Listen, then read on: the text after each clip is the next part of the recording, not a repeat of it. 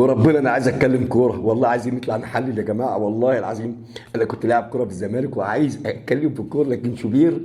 طول ما هو موجود جمهور الزمالك بيبقى فرحان وسعيد، والله العظيم الراجل ده يا جماعه ربنا يطول في عمره يا شوبير، والله طول ما هو موجود بنتبسط، لان النفاق بشكل كوميدي، النفاق بشكل جميل يا جماعه، والتطبيل بشكل ممتع بصراحه، مسرحيه وسيناريو كل يوم بنشوفه من شوبير. وطبعا الست العظيمه، عشان برضه احنا ناس جمهور محترم، الست العظيمه اللي كانت بتحيي طبعا